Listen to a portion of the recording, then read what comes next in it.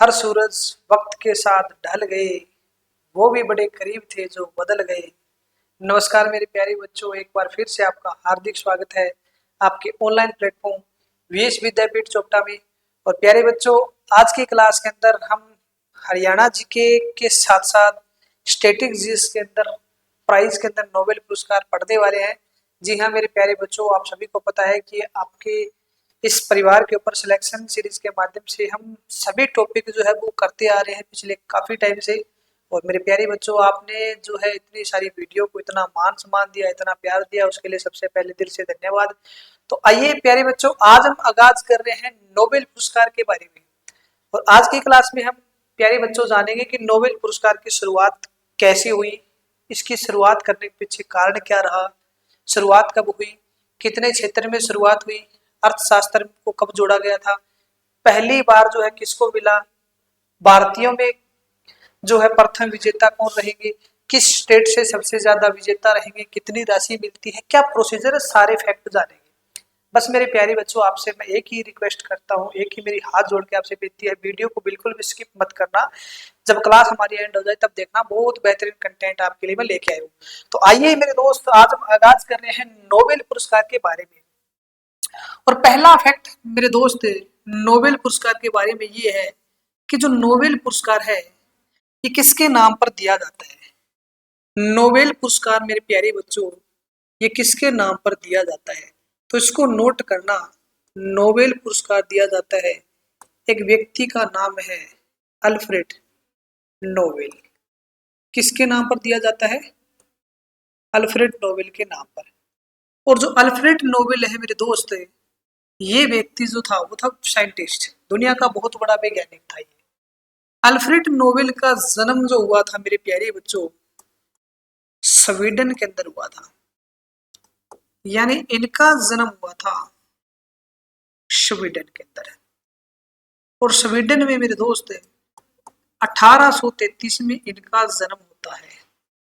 उसके बाद सेकंड लिखना है आपको इनका पेशा, यानी इनका मेन मुख्य कार्य क्या था। तो मेरे दोस्त ये थे साइंटिस्ट। कौन थे? ये थे वैज्ञानिक।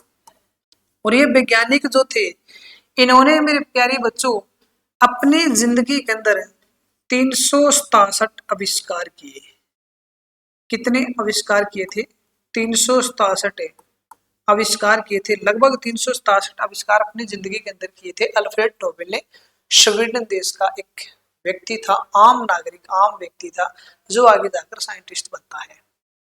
दूसरा मेरे दोस्त क्या लिखना है, इन 367 आविष्कार में से इन्होंने मेरे प्यारे बच्चों 1867 में एक यंत्र की खोज की थी जिसका नाम था डायनामाइट। क्या था? डायनामाइट।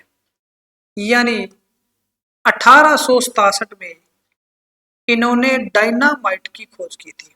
और मेरे दोस्त, जो डायनामाइट होता है एक छोटा सा पदार्थ होता है जो रॉक्स, चट्टान तोड़ने के काम आता है। बिल्कुल छोटा सा पदार्थ होता है जिसे भयंकर विस्फोट होता है। जो बड़ी बड़ी चट्टान होती है, जहां पर सुरंग वगैरह अगर बनानी हो तो उसको तोड़ने के लिए काम आता है, क्योंकि इसके अंदर एक पदार्थ डाला जाता है जिसका नाम होता है नाइट्रोग्लिसरीन। तो जब इन्होंने इस यंत्र की खोज की, 1867 का वो दौर था, तो अल्फ्रेड नोबेल ने जैसे ही डायनामाइट बनाया, उसके कुछ टाइम बाद इस व्यक्ति को एक पल के लिए अफसोस हो गया था। इन्होंने सोचा कि आपने जिस यंत्र की खोज की है वो एक मानव भलाई के लिए कार्य किया, क्योंकि मानव का कार्य जो है आने वाले समय के अंदर बड़ा आसान हो जाएगा, इजी हो जाएगा। अभी मानव कैसे हाथों से काम कर पाएगा? जो काम हाथों से नहीं वो मशीनों से है, जो काम मशीन भी नहीं कर पाएगी वो एक छोटा सा यंत्र कर देगा। लेकिन इसको ये लगा कि आने वाले समय के अंदर मानव जाति क्या करेगी, इस चीज का दुरुपयोग करेगी। यानी आने वाले समय के अंदर इस यंत्र के माध्यम से ही ऐसे खतरनाक हथियारों की खोज हो जाएगी जिससे मानव व उसकी प्रकृति को जो है भारी लॉस उठाना पड़ेगा। और इस चीज का उदाहरण हम देख पा रहे हैं मेरे प्यारे बच्चों, जब 1945 के अंदर 1945 के अंदर सेकेंड वर्ल्ड वॉर हुआ था, तो 6 अगस्त 1945 और 9 अगस्त 1945 की घटना थी, जब हिरोशिमा और नागासाकी के ऊपर परमाणु बम गिराया गया था। पूरा विश्व जो है उसके अंदर हिल गया था, तहलका मच गई थी एक तरह से पूरे विश्व के अंदर। तो हुआ क्या कि मेरे दोस्त, जब इन्होंने 1867 में डायनामाइट की खोज की थी, उसके बाद अगली लाइन के अंदर मेरे दोस्त आप नोट करना, 1867 में डायनामाइट के बाद उसके बाद लिखना इनकी मृत्यु। इनकी मृत्यु, इनकी मृत्यु जो हुई थी वो मेरे प्यारे बच्चों हुई थी 10 दिसंबर 1896 को। यानी 10 दिसंबर 1896 को दुनिया का महान साइंटिस्ट, महान वैज्ञानिक अल्फ्रेड नोबेल इस दुनिया से चला गया था। अब क्या होता है मेरे प्यारे बच्चों, अब इनके सम्मान में 10 दिसंबर को दिए जाते हैं नोबेल पुरस्कार। तो पहला तो आपसे क्वेश्चन पूछा जा सकता है कि जो नोबेल पुरस्कार है वो वितरित कब किए जाते हैं।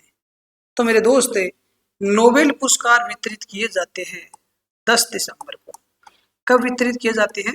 10 दिसंबर को। और 10 दिसंबर को मेरे दोस्त एक दिवस भी मनाया जाता है जिसका नाम आता है विश्व मानवाधिकार दिवस। विश्व मानव अधिकार दिवस भी कब मनाया जाता है? 10 दिसंबर को। और नोबेल पुरस्कार भी कब वितरित किए जाते हैं मेरे प्यारे बच्चों? नोबेल पुरस्कार भी वितरित किए जाते हैं 10 दिसंबर को। यानी दो फैक्ट आपके सामने आ गए हैं। 10 दिसंबर को विश्व मानव अधिकार दिवस भी मनाया जाता है और प्लस नोबेल पुरस्कार भी वितरित किए जाते हैं। अब मेरे प्यारे बच्चों, इसके अंदर है कि राशि कितनी मिलती है। राशि, तो राशि लिखना मेरे दोस्त 10 मिलियन, 10 मिलियन स्वीडिश क्रोनर। जो स्वीडन देश आता है उसके अंदर जो मुद्रा आती है वो आती है स्वीडिश क्रोनर। तो 10 मिलियन स्वीडिश क्रोनर जो है वो राशि मिलती है मेरे प्यारे बच्चों। अधिकतम जो है वो कितने व्यक्ति को मिल सकता है? तो अधिकतम इसके अंदर कितने व्यक्ति हो सकते हैं? अधिकतम इसके अंदर हो सकते हैं 3 व्यक्ति। एक को भी मिल सकता है, 2 को भी मिल सकता है और 3 व्यक्तियों को भी संयुक्त रूप से दिया जा सकता है। अब सवाल हमारा ये आता है कि जो नोबेल पुरस्कार है इसकी शुरुआत किस वर्ष हुई थी? मेरे दोस्त नोट करना, नोबेल पुरस्कार की शुरुआत, नोबेल पुरस्कार की शुरुआत। तो शुरुआत लिखना मेरे प्यारे बच्चों, शुरुआत होती है 1901 के अंदर। कब होती है? 1901 के अंदर। जब मेरे दोस्त 1901 में शुरुआत हुई थी तब इसके अंदर क्षेत्र थे कुल 5। कितने क्षेत्र थे? 5। और जो 5 क्षेत्र थे मेरे प्यारे बच्चों, इसमें से पहला जो क्षेत्र था वो था शांति। यानी एक स्वीडिश अकादमी बनती है। स्वीडिश अकादमी ये डिसाइड करती है कि पूरे विश्व के अंदर किस व्यक्ति ने या किस संस्था ने शांति के क्षेत्र में अच्छा कार्य किया है। और जिस व्यक्ति ने शांति के क्षेत्र में कार्य किया है उसको नोबेल पुरस्कार से वितरित किया जाएगा। ऐसा क्यों? क्योंकि मेरे प्यारे बच्चों, जब शांति के क्षेत्र में नोबेल पुरस्कार, यानी जिसने मानव कल्याण के लिए कार्य किया, सोशल वेलफेयर, जिसने अपना खुद का स्वार्थ न देखे दुनिया के लिए कार्य किया, उसको शांति के क्षेत्र में नोबेल पुरस्कार से वितरित किया जाएगा। और आपको ऑलरेडी पता होगा, प्रथम भारतीय महिला जो है जिसको नोबेल पुरस्कार से वितरित किया गया था, मदर टेरेसा को किया गया था। ऐसे बहुत से व्यक्ति मिलेंगे आपको मेरे दोस्त। मलाला यूसुफजई का भी आप जो है जिक्र कर सकते हो, मलाला यूसुफजई को दिया गया था। बहुत से ऐसे व्यक्ति मिलेंगे आपको। तो एक तो इसमें शांति का क्षेत्र जो है वो जोड़ दिया गया था। शांति से क्या होगा, जो व्यक्ति जो है मानव जीवन के अंदर जो है समाज के अंदर शांति फैलाने का कार्य करेगा। यानी इससे क्या होगा, किसी प्रकार के युद्ध की आशंका ना हो। शांति से क्या होगा, तो विश्व के अंदर किसी प्रकार की युद्ध की आशंका नहीं होगी। सिंपल बात है, ठीक है। दूसरा देखो, सेकंड इसमें क्षेत्र जो जोड़ा गया था वो हमारा था रसायन विज्ञान। रसायन विज्ञान। तीसरा था मेरे दोस्त भौतिक विज्ञान। भौतिक विज्ञान।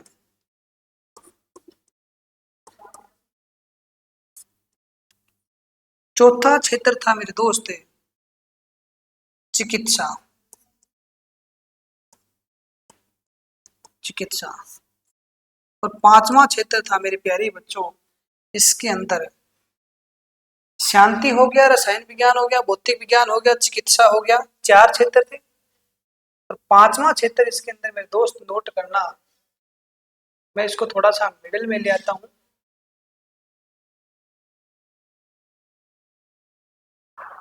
पांचवा लिखना इसके अंदर है साहित्य। कौन सा हो जाएगा? साहित्य। यानी मेरे प्यारे बच्चों, एक तो इसके अंदर था पीस, शांति, पीस। एक इसके अंदर था मेरे दोस्त रसायन विज्ञान, यानी क्या था? केमिस्ट्री। एक इसके अंदर था भौतिक विज्ञान, यानी इंग्लिश में क्या लिखोगे? फिजिक्स। एक था मेरे प्यारे बच्चों इसके अंदर चिकित्सा, यानी इंग्लिश में लिखोगे मेडिसिन। और एक था मेरे प्यारे बच्चों साहित्य, यानी क्या था? Literature. Literature, medicine, physics, chemistry और पीस, पांच क्षेत्र थे। इन पांच क्षेत्र में मेरे प्यारे बच्चों जो नोबेल पुरस्कार की शुरुआत होती है, चार क्षेत्र तो इसके अंदर ऑलरेडी जो मिलेंगे वो मिलेंगे स्वीडन देश की राजधानी स्टॉकहोम के अंदर, स्टॉकहोम के अंदर। और पांचवा क्षेत्र मेरे प्यारे बच्चों इसके अंदर जो रहेगा, जो है ना हमारा शांति क्षेत्र है। इस शांति के क्षेत्र में लिखना आप है, शांति के क्षेत्र में नोबेल पुरस्कार नॉर्वे देश की राजधानी ओस्लो में दिए जाते हैं। ओस्लो यानी नॉर्वे में वितरित किए जाते हैं। यानी मेरे दोस्त है, जो आपके पांच क्षेत्र जब शुरुआत होती है तब इसमें पांच क्षेत्र थे, पांच क्षेत्र में से चार में तो किसमें दिए जाते हैं? स्वीडन देश की राजधानी स्टॉकहोम के अंदर। और जबकि शांति के क्षेत्र में ओस्लो में वितरित किए जाते हैं, किए जाते हैं। बाकी मेरे प्यारे बच्चों जो बच गए अपने चार क्षेत्र, इन चार क्षेत्र में जो नोबेल पुरस्कार हमारे मिलेंगे वो मिलेंगे स्वीडन देश की राजधानी स्टॉकहोम के अंदर। कहाँ मिलेंगे? स्टॉकहोम। और स्टॉकहोम के ब्रैकेट में मेरे दोस्त है नोट करना स्वीडन। क्या हो जाएगा? स्वीडन, यानी स्टॉकहोम के अंदर जो है चार क्षेत्र हमारे ऑलरेडी रहेंगे। ठीक है।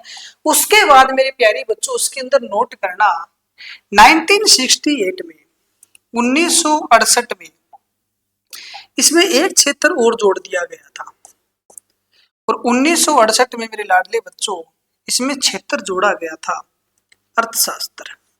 यानी हेडिंग क्या बनाओगे? लिखोगे क्या? अर्थशास्त्र में शुरुआत, इकोनॉमिक्स में, अर्थशास्त्र में शुरुआत। तो अर्थशास्त्र में शुरुआत होती है 1968 में, यानी 1968 में इकोनॉमिक्स सेक्टर भी और जोड़ दिया गया था। अब आप कहोगे गुरुजी की अर्थशास्त्र में नोबेल पुरस्कार की शुरुआत करने के पीछे उद्देश्य क्या था? सिंपल बात है मेरे प्यारे बच्चों, जिस देश की अर्थव्यवस्था मजबूत होगी वहां पर सिंपल सी बात है कि लोग ऑटोमेटिक बिजी रहेंगे, बेरोजगारी की संभावना कम होगी। अगर बेरोजगारी कम होगी तो वहां पर ऑटोमेटिक किसी प्रकार की लड़ाई झगड़े जो बहुत कम होंगे। तो अर्थशास्त्र में शुरुआत कब होती है? 1968 के अंदर। अब मेरे दोस्त है, आप आगे क्या लिखोगे? नोबेल पुरस्कार पाने वाले भारतीय। आप हेडिंग बनाना मेरे लाडले बच्चों, नोबेल पुरस्कार पाने वाले भारतीय। यानी मेरे दोस्त है, आप लिखना नोबेल पुरस्कार पाने वाले भारतीय, नोबेल पुरस्कार पाने वाले, नोबेल पुरस्कार पाने वाले भारतीय, नोबेल पुरस्कार पाने वाले भारतीय।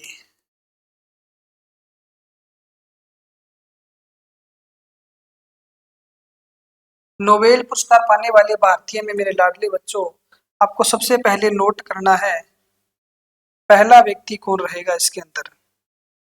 ठीक है। सबसे पहला आप नोट करना, पहले व्यक्ति कौन आएंगे नोबेल पुरस्कार पाने वाले भारतीय में। आपको ऑलरेडी मेरे प्यारे बच्चों नोट करना है प्रथम भारतीय कौन थे।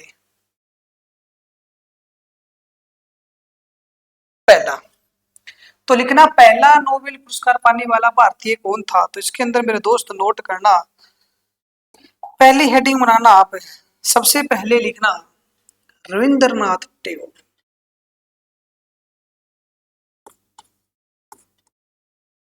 रविंद्रनाथ टैगोर, रविंद्रनाथ टैगोर। देखो नोबेल पुरस्कार की शुरुआत होती है 1901 के अंदर, और पहली बार ये पुरस्कार 12 साल बाद है। अब देखो आप कितने साल बाद, 12 साल बाद 1913 में पहली बार कोई व्यक्ति था, भारतीय था, जिसको नोबेल पुरस्कार मिला, और वो व्यक्ति थे रविंद्रनाथ टैगोर। अपने आप में बहुत बड़ी बात है नोबेल पुरस्कार पाना। आप कहोगे गुरुजी को नोबेल पुरस्कार जो है रविंद्रनाथ टैगोर को कौन से सेक्टर में, कौन से क्षेत्र में दिया गया था। तो मेरे दोस्त इनका क्षेत्र था साहित्य। कौन सा सेक्टर हो जाएगा, लिटरेचर, यानी साहित्य क्षेत्र में। साहित्य क्षेत्र में मेरे दोस्त इनको नोबेल पुरस्कार से वितरित किया गया था, इसको सम्मानित किया गया था। क्यों किया गया था, तो मेरे लाडले बच्चों इन्होंने एक पुस्तक लिखी थी जिसका नाम था गीतांजलि। गीतांजलि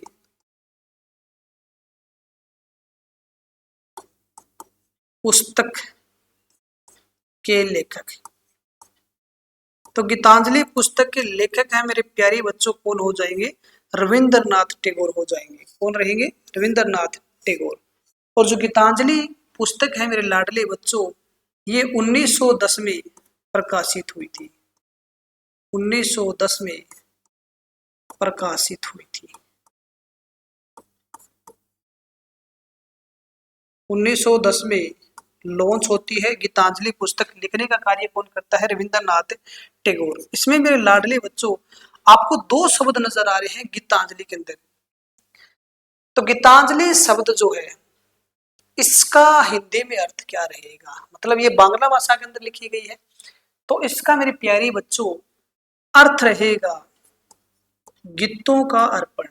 यानी गीतों का एक तरह से आप कह सकते हो संदेश, गीतों का अर्पण, गीतों का अर्पण। एक तरह से आप ये कह सकते हो कि इन्होंने गीतों के माध्यम से जनता को संदेश दिया था, गीतांजलि पुस्तक। ठीक है, आगे लिखना मेरे दोस्त, जो आपकी गीतांजलि पुस्तक है इनके बारे में दूसरा फैक्ट लिखना, इसका अंग्रेजी में अनुवाद है। अंग्रेजी में अनुवाद है, इसका अंग्रेजी में अनुवाद किसने किया था। तो मेरे दोस्त इसका अंग्रेजी में अनुवाद जो है ब्रिटेन के अंदर किया गया था, यूके के अंदर किया गया था। और अंग्रेजी में इनका अनुवाद हुआ था सॉन्ग ऑफ रिंग्स के नाम से। सॉन्ग ऑफ रिंग्स के नाम से इसका अंग्रेजी में अनुवाद हुआ था मेरे दोस्त।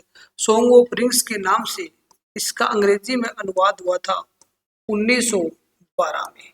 कब हुआ था, 1912 की घटना थी मेरे दोस्त। और इसके एक वर्ष बाद साहित्य के क्षेत्र में रविंद्रनाथ टैगोर को नोबेल पुरस्कार से वितरित किया गया था। यानी रविंद्रनाथ टैगोर ने एक पुस्तक लिखी थी जो 1910 में प्रकाशित होती है, जिसका नाम था गीतांजलि, जिसका हिंदी में अर्थ होता है मेरे दोस्त गीतों का अर्पण। और इसका अंग्रेजी में ट्रांसलेट या अनुवाद किया गया था 1912 में सॉन्ग ऑफ रिंग्स के नाम से किया गया था। ठीक है, आगे लिखना मेरे लाडले बच्चों, इसी के अंदर है जो गीतांजलि पुस्तक है, इसमें क्वेश्चन ध्यान रखना, आपसे पूछे कि भाषा कौन सी रहेगी, कौन सी भाषा में लिखी गई थी। तो भाषा लिखना मेरे प्यारे बच्चों बंगाली, बांग्ला भाषा हो जाएगी। ठीक है, बंगाली, बंगाली भाषा के अंदर गीतांजलि पुस्तक लिखने का कार्य किया गया था रविंद्रनाथ टैगोर द्वारा। उसके बाद मेरे लाडले बच्चों आपको नोट करना है, उसके जस्ट बाद रविंद्रनाथ टैगोर के बारे में आगे लिखना आप,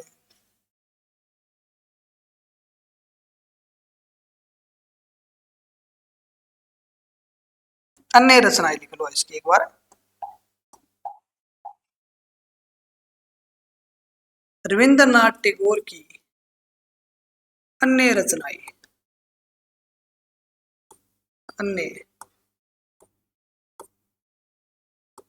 अन्य रचनाएं, अन्य रचनाओं में आप लिख सकते हो महुआ,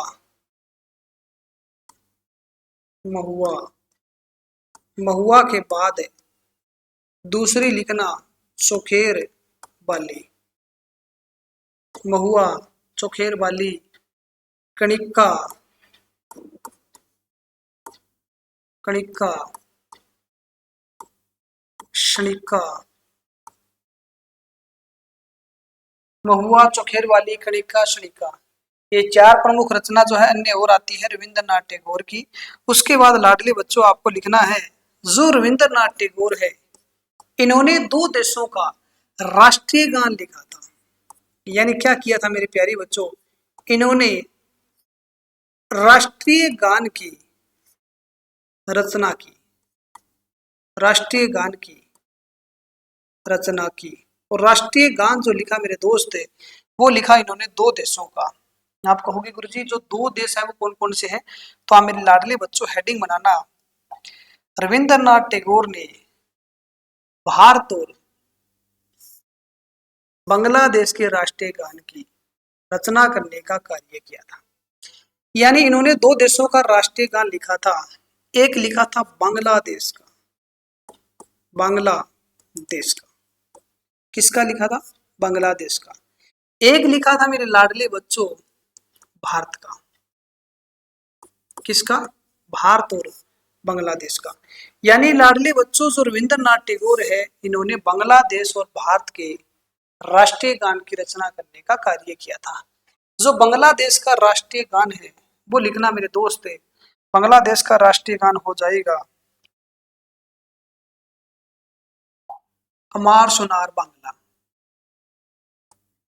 बांग्लादेश का राष्ट्रीय गान हो जाएगा अमार सोनार बांग्ला। कौन सा हो जाएगा, अमार सोनार बांग्ला। अगर आपको याद है तो अंग्रेजों की एक नीति थी, एक पॉलिसी थी, फूट डालो राज करो। और जब बंगाल विभाजन हो रहा था तो रविंद्रनाथ टैगोर ने दुख भरे शब्दों में कहा कि मेरा बंगाल सोने की चिड़िया है, आप इसके टुकड़े करने का कार्य मत करो। महान व्यक्ति था रविंद्रनाथ टैगोर। अमार सोनार बांग्ला बांग्लादेश का क्या आ जाएगा, आपका राष्ट्रीय गान आ जाएगा। और मेरे दोस्त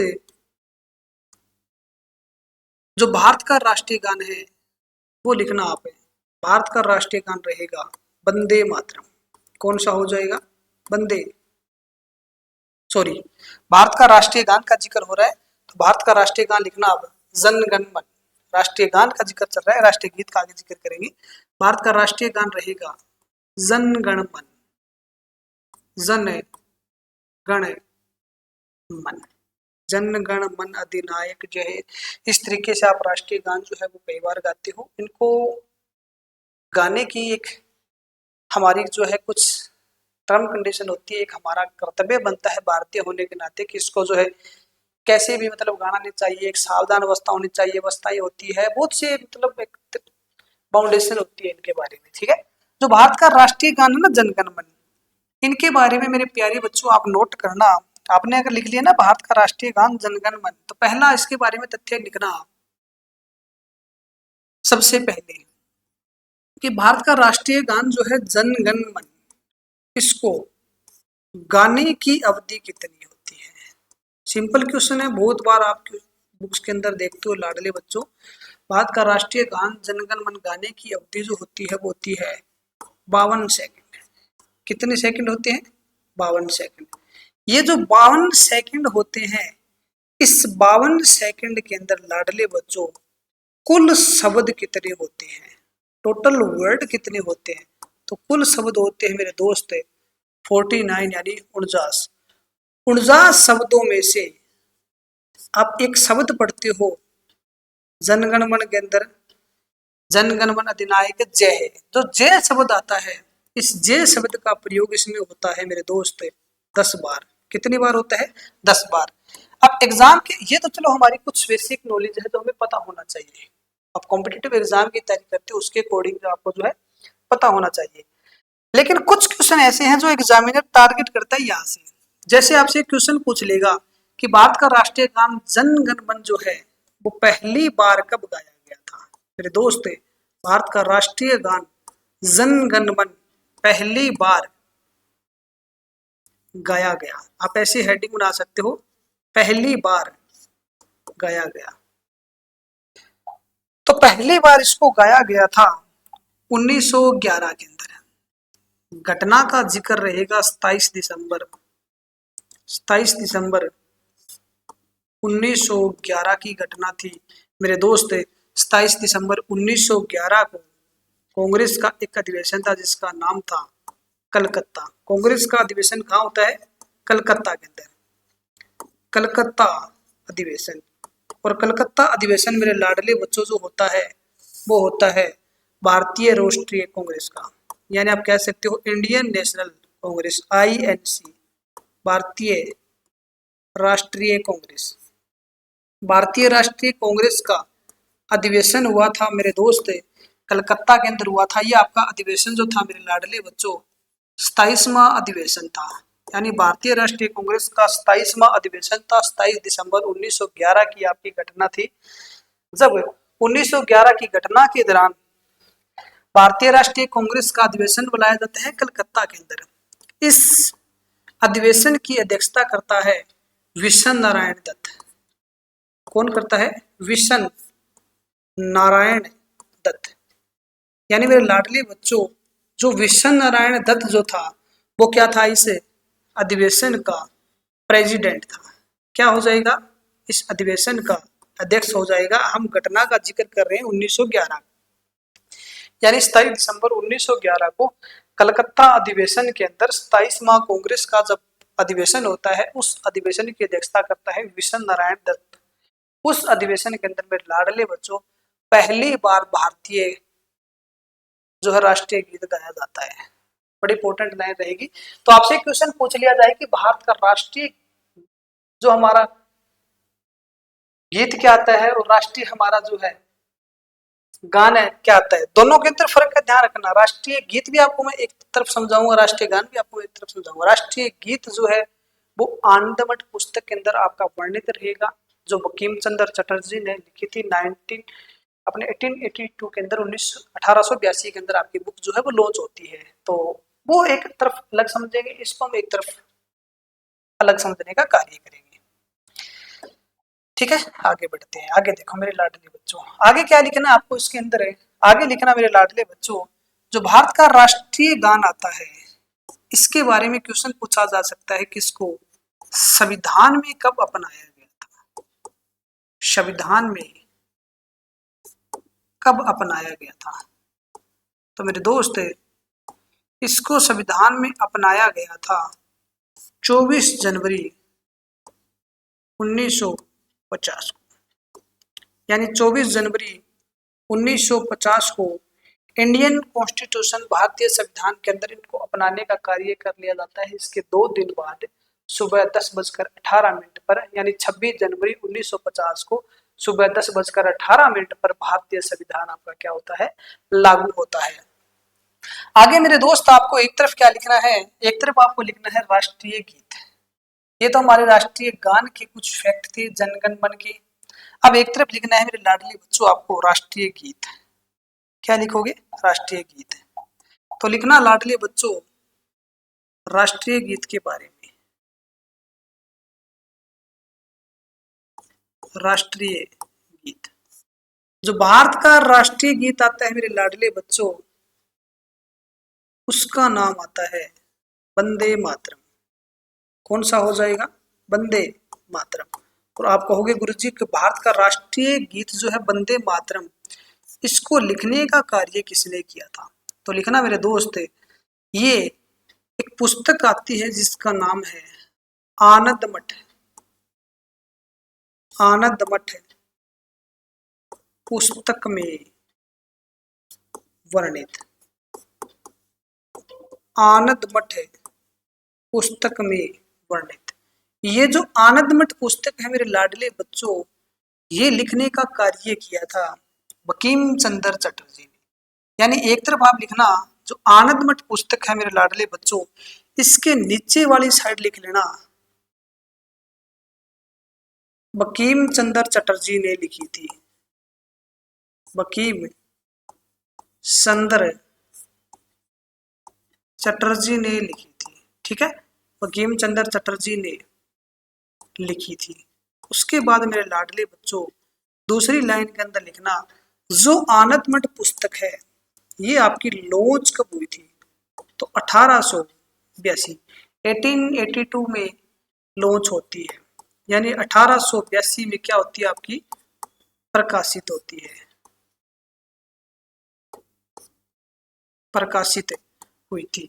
जो भारत का राष्ट्रीय गीत आता है मेरे लाडले बच्चों वंदे मातरम, इनके बारे में लिखना इनको गाने की अवधि कितनी होती है, गाने की अवधि, इनको गाने की अवधि होती है मेरे दोस्त 65 यानी 65 सेकंड, 1 मिनट 5 सेकंड भी आप लिख सकते हो, 65 सेकंड भी आप इसको क्या कर सकते हो अपने नोट्स के अंदर रिटर्न कर सकते हो। आगे लिखना मेरे लाडले बच्चों जो भारत का राष्ट्रीय गीत आता है वंदे मातरम, इनके बारे में नोट करना ये पहली बार कब गाया गया था, पहली बार कब गाया गया था। तो भारत का राष्ट्रीय गीत आता है मेरे लाडले बच्चों वंदे मातरम, ये पहली बार गाया गया था 1896 में, 1896 में। और 1896 में मेरे दोस्त अधिवेशन आता है कांग्रेस का, कलकत्ता अधिवेशन, कांग्रेस का कलकत्ता अधिवेशन। और कांग्रेस का कलकत्ता अधिवेशन था मेरे लाडले बच्चों ये आपका था 12वां, क्योंकि 1885 में कांग्रेस की स्थापना होती है, तो इसका 12वां संस्करण 12वां जो हमारा सेशन जो था 12वां अधिवेशन जो था वो कलकत्ता के अंदर था मेरे लाडले बच्चों। तो कांग्रेस का 12वां अधिवेशन कलकत्ता के अंदर जो था, यानी आप लिख सकते हो भारतीय राष्ट्रीय कांग्रेस का 12वां अधिवेशन, भारतीय राष्ट्रीय कांग्रेस का।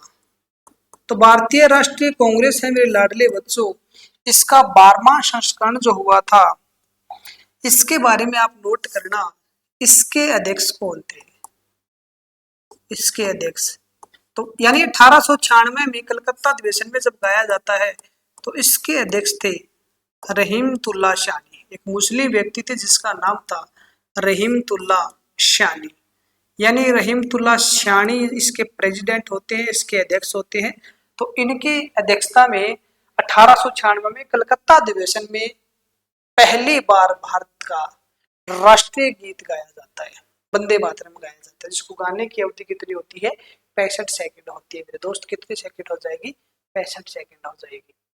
अब जो हमारे व्यक्ति आते हैं, पहले व्यक्ति आते हैं जिनका नाम था रविंद्रनाथ टैगोर मेरे दोस्त, इनके बारे में नोट करना जो रविंद्रनाथ टैगोर है इनको एक उपाधि दी गई थी 1915 में, और इसकी उपाधि का नाम था नाइटहुड, नाइटहुड की उपाधि, नाइटहुड की उपाधि। और नाइटहुड की उपाधि मेरे लाडले बच्चों इनको दी गई थी 1915 में, 1915 में इनको नाइटहुड की उपाधि देने का कार्य किया था जॉर्ज पंचम ने, यानी रविंद्रनाथ टैगोर को नाइटहुड की उपाधि किसने दी थी, तो जॉर्ज पंचम ने, जॉर्ज पंचम ने दी थी। आप ऐसे लिख सकते हो जॉर्ज पंचम ने दी थी। 1915 की घटना थी मेरे दोस्त जब रविंद्रनाथ टैगोर को नाइटहुड की उपाधि से सम्मानित किया जाता है। नाइटहुड आप पूरा नाम लिख लेना नाइटहुड, यानी रविंद्रनाथ टैगोर है मेरे लाडले बच्चों, इनको उपाधि दी जाती है नाइटहुड की, नाइटहुड। जब इनको नाइटहुड की उपाधि से सम्मानित किया जाता है और इसके कुछ टाइम बाद आपने देखा होगा ऑलरेडी इस समय, हाँ, कौन सा दौर था इस समय? वर्ल्ड वार का दौर था, विश्व युद्ध का दौर कह सकते हो आप। 1914 से लेकर 1918 तक प्रथम विश्व युद्ध चला। और प्रथम विश्व युद्ध में हमारे भारत के बहुत से लोगों ने ब्रिटेन यानी ब्रिटिश सरकार का एक तरह से कह सकते हो कि मदद देने का कार्य किया, उनकी है बड़ी हेल्प की। सिर्फ कंडीशन एक थी कि जब फर्स्ट वर्ल्ड वार जो खत्म हो जाएगा उसके तुरंत बाद ब्रिटेन भारत को आजाद कर देगा, बस यही कंडीशन थी। अब हुआ ये, जैसे ही 1919 में वर्साई के महल के अंदर वर्साई की संधि होती है, फ्रांस के अंदर एक महल आता है वर्साई का महल, तो वर्साई की संधि के तहत जब फर्स्ट वर्ल्ड वार को रोक दिया जाता है, तब इसके जस्ट बाद भारत के लोगों ने जैसे ही स्वतंत्रता की मांग की, आजादी की मांग की, तो अंग्रेजों ने कहा कि फर्स्ट वर्ल्ड वार में बहुत सी ऐसे लोग, युवा व्यक्ति हैं जो आतंकवादी बन गए हैं, और हम उन आतंकवादी को रोकने के लिए एक एक्ट पारित करेंगे जिसका नाम था रोल्ट एक्ट। कौन था मेरे लाडले बच्चों? जिस एक्ट का नाम था रोल्ट एक्ट। हम बचपन से ही पढ़ते आ रहे हैं, छठी क्लास से पढ़ते आ रहे हैं। उन्होंने एक एक्ट पारित किया था अंग्रेजी सरकार ने, उस एक्ट का नाम था रोल्ट एक्ट। रोल्ट एक्ट, तो रोल्ट एक्ट मेरे लाडले बच्चों आपका 1919 में भारत में लागू होता है। इसमें यह था भी किसी भी व्यक्ति को शक के आधार पर गिरफ्तार करेंगे, भी हमें लगा कि ये व्यक्ति जो है आतंकवादी है, उसको बिना अपील, बिना वकील, बिना दलील के शक के आधार पर गिरफ्तार किया जा सकता है। इसको काला कानून का नाम दिया था अंग्रेजों ने। जरूर इसको आतंक विरोधी अधिनियम कहा था, लेकिन भारत के लोगों ने इसको जो है ब्लैक लॉ यानी काला कानून का नाम दिया। तो इसके विरोध में अमृतसर के अंदर, जगह का नाम था अमृतसर, तो मेरे दोस्त अमृतसर के अंदर एक बाग आता है जिसका नाम था जलियांवाला बाग। कौन सा बाग था? जलियांवाला बाग। अमृतसर के अंदर जो जलियांवाला बाग है मेरे दोस्त, यहाँ की घटना है, यहाँ जनता के अंदर, भारतीय लोगों के अंदर एक आक्रोश था। और घटना का जिक्र रहेगा 13 अप्रैल 1919। 13 अप्रैल 1919 जलियांवाला बाग के अंदर जो है लोग क्या कर रहे थे? इनका प्रोटेस्ट कर रहे थे। क्या कर रहे थे? इसका विरोध कर रहे थे। और हजारों की संख्या में इस बाग के अंदर लोग इकट्ठे थे, भारतीय लोग इकट्ठे थे। तो जनरल सैंडर्स ने निहत्थे लोगों के ऊपर गोलीबारी कर दी थी। यानी जलियांवाला बाग, उसको बोला क्या जाता है? उसको बोला जाता है जलियांवाला बाग हत्याकांड। क्या बोला जाता है? जलियांवाला बाग हत्याकांड। तो मेरे दोस्त जलियांवाला बाग हत्याकांड के बाद एग्जामिनर क्वेश्चन पूछता है कि जलियांवाला बाग हत्याकांड के बाद रविंद्रनाथ टैगोर ने कौन सी उपाधि लुटा दी थी? तो मेरे दोस्त नोट करना, इन्होंने उपाधि हटाई तो वापिस दे दी थी, वो थी नाइटहुड की उपाधि। एक पत्र लिखा, उस पत्र के माध्यम से इन्होंने कहा कि आपने मेरे सैकड़ों भारतीयों के ऊपर जो है, निर्दोष भारतीयों के ऊपर गोलीबारी कर दी है, उनको मारने का कार्य किया है, तो इसलिए मैं आपकी नाइटहुड की उपाधि जो क्या करता हूँ, वापिस लुटाने का कार्य करता हूँ। तो रविंद्रनाथ टैगोर है मेरे लाडले बच्चों, इनके बारे में आगे लिखना। नेक्स्ट है रविंद्रनाथ टैगोर के जो भाई आते हैं, इनके बड़े भाई जो थे उनका नाम था सत्येंद्र नाथ टैगोर। कौन थे? सत्येंद्र नाथ टैगोर। तो इनके बारे में एक क्वेश्चन पूछा जाता है कि भारतीय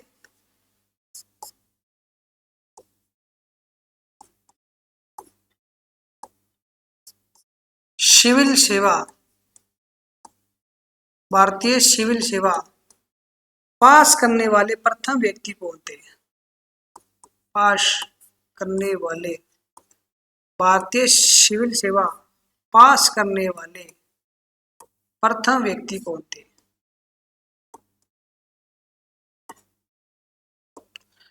तो भारत में सिविल सेवा पास करने वाले प्रथम व्यक्ति हो जाएंगे सत्येंद्र नाथ टैगोर। कौन हो जाएंगे? सत्येंद्र नाथ टैगोर। रविंद्रनाथ टैगोर के भाई थे जिनका नाम था सत्येंद्र नाथ टैगोर। और सत्येंद्र नाथ टैगोर मेरे लाडले बच्चों सिविल सेवा पास करने वाले प्रथम भारतीय हो जाएंगे। ठीक है, यहाँ तक ऑलरेडी मेरे लाडले बच्चों मैंने आपको सारे फैक्ट बता दिए हैं, जो रविंद्रनाथ टैगोर से जुड़े सारे फैक्ट आते हैं। फिर रविंद्रनाथ टैगोर ने क्या क्या कार्य किए, क्या क्या कार्य नहीं किए। तो ठीक है, इनके बारे में एक फैक्ट आपको मैं वो लिखा देता हूँ कि नोबेल पुरस्कार पाने वाले प्रथम भारतीय, ठीक है, नोबेल पुरस्कार पाने वाले, नोबेल पुरस्कार पाने वाले प्रथम भारतीय कौन थे? तो मेरे लाडले बच्चों, नोबेल पुरस्कार पाने वाले प्रथम भारतीय जो है वो कौन हो जाएंगे? रविंद्रनाथ टैगोर हो जाएंगे। नोबेल पुरस्कार पाने वाले प्रथम भारतीय मेरे लाडले बच्चों, इसके सामने लिखना रविंद्रनाथ टैगोर, रविंद्रनाथ टैगोर। और जो रविंद्रनाथ टैगोर है मेरे लाडले बच्चों, इनके बारे में नोट कर लेना, इनका संबंध रहेगा वेस्ट बंगाल से। कहां से हो जाएगा? पश्चिम बंगाल से। यानी व्यक्ति जो थे वो पश्चिम बंगाल से थे। तो हम ये कह सकते हैं पश्चिम बंगाल का पहला कोई व्यक्ति था, प्रथम कोई भारतीय था जिसको विश्व का सर्वोच्च पुरस्कार नोबेल पुरस्कार से सम्मानित किया गया था। 1913 की घटना थी। इसके बाद मेरे लाडले बच्चों, 17 साल तक भारत को नोबेल पुरस्कार पाने के लिए इंतजार करना पड़ा। बड़े शर्म की बात है। देखो, हम ये कह सकते हैं कि बड़े दुख की बात कह सकते हैं एक तरीके से। मतलब भारत के अंदर साइंटिस्ट है ही नहीं, है तो कोई बड़े लेवल पे नहीं है। शुरुआत 1901 में होती है और आप देखो 1913 में मिला, और वो भी साइंटिस्ट नहीं थे, वो लिटरेचर में मिला उनको, साहित्य के क्षेत्र में मिला उनको। पहली बार जो मिला वो मिला 1930 के अंदर। तो मेरे लाडले बच्चों, आप नोट करना दूसरे व्यक्ति, तो दूसरे व्यक्ति रहेंगे, उनका नाम था सीवी रमन, सीवी रमन। यानी लाडले बच्चों, दूसरे व्यक्ति थे, उनका नाम था चंद्रशेखर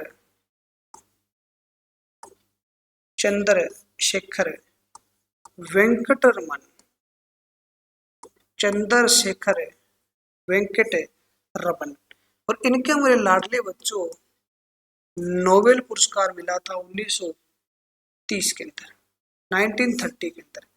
1930 में इनको नोबेल पुरस्कार से जब सम्मानित किया जाता है तो आप कहोगे गुरुजी इसको कौन से क्षेत्र में दिया गया था? इसको मेरे लाडले बच्चों दिया गया था फिजिक्स के क्षेत्र में। किस क्षेत्र में?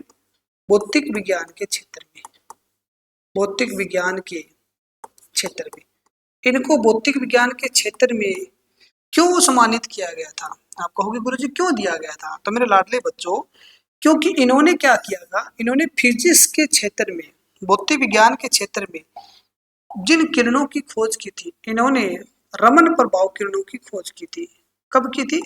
28 फरवरी 1928, 28 फरवरी 1928 को मेरे लाडले बच्चों इन्होंने किनकी खोज की थी?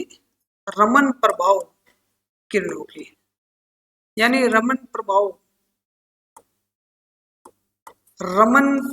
किरणों की खोज की थी। तो रमन प्रभाव किरणों की खोज का श्रेय जो है वो किसको दिया जाता है? सीवी रमन को दिया जाता है। मेरे दोस्त, 28 फरवरी 1928 की घटना थी, खोज किसने की थी? सीवी रमन ने की थी। इसीलिए मेरे लाडले बच्चों, इनकी याद में 28 फरवरी को एक दिवस मनाया जाता है जिसका नाम आता है राष्ट्रीय विज्ञान दिवस, राष्ट्रीय विज्ञान दिवस।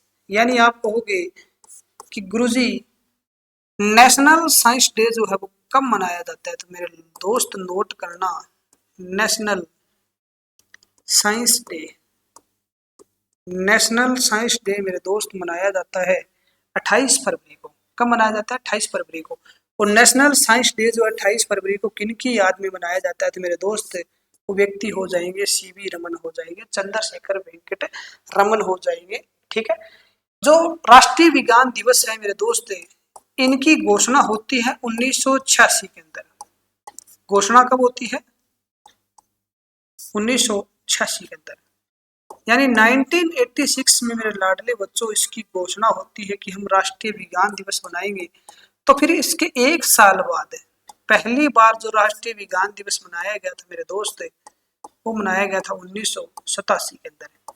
पहली बार मनाया गया था वो मेरे दोस्त 1987 के अंदर, 1987 में राष्ट्रीय विज्ञान दिवस मनाया गया था। इसके बारे में एक क्वेश्चन और लिखना मेरे लाडले बच्चों। जो चंद्रशेखर वेंकट रमन है, सीवी रमन है, इनके बारे में क्वेश्चन आता है कि नोबेल पुरस्कार पाने वाले प्रथम भारतीय कौन थे। एक तो ये पूछता है और एक पूछता है नोबेल पुरस्कार पाने वाले, क्वेश्चन को ध्यान से समझना। एक तो पूछता है नोबेल पुरस्कार पाने वाले प्रथम भारतीय, एक पूछता है नोबेल पुरस्कार पाने वाले प्रथम भारतीय विज्ञानी कौन थे, फर्स्ट इंडियन साइंटिस्ट कौन थे। तो मेरे दोस्त पहले किसको मिला, पहले किसको मिला था, रविंद्रनाथ टैगोर को। और रविंद्रनाथ टैगोर आपको सभी को पता है वैज्ञानिक नहीं थे, साइंटिस्ट नहीं थे बस, ठीक है। तो प्रथम भारतीय पूछे तो आप आंसर देके आओगे रविंद्रनाथ टैगोर। प्रथम भारतीय वैज्ञानिक पूछे तो आंसर क्या देके आना, आपको सीवी रमन देके आना है, चंद्रशेखर वेंकट रमन आप आंसर देके आओगे मेरे दोस्त, ठीक है। तो मेरे लाडले बच्चों, आज की क्लास के अंदर हमने नोबेल पुरस्कार से रिलेटेड दो व्यक्तियों को जाना है। बाकी आपके जो अन्य व्यक्ति बच गए हैं, चाहे वो हरगोविंद खुराना हो, चाहे एस चंद्रशेखर हो, चाहे मदर टेरेसा हो, चाहे अमर्त्य सेन हो, जितने भी व्यक्ति हमारे बच गए हैं, उनको किस क्षेत्र में नोबेल पुरस्कार से सम्मानित किया गया था, क्या उनकी खास बात थी और कब दिया गया था, सारे फैक्ट हम अगली क्लास में जानने का कार्य करेंगे। तो मेरे लाडले बच्चों, ये वीडियो आपको कैसी लगी, ये सेशन आपको कैसे लगा, एक बार कमेंट बॉक्स में जरूर बताना। अगर वीडियो आपको अच्छी लगी है तो इस वीडियो को आप लाइक करना, ज़्यादा से ज़्यादा अपने दोस्तों तक शेयर करना, और अगर आप इस YouTube चैनल पे पहली बार विजिट कर रहे हो तो चैनल को सब्सक्राइब करके बेल आइकन ऑन कर लेना। तो मिलते हैं हम नेक्स्ट क्लास के अंदर, तब तक के लिए थैंक यू। जय हिंद, जय भारत, जय हरियाणा।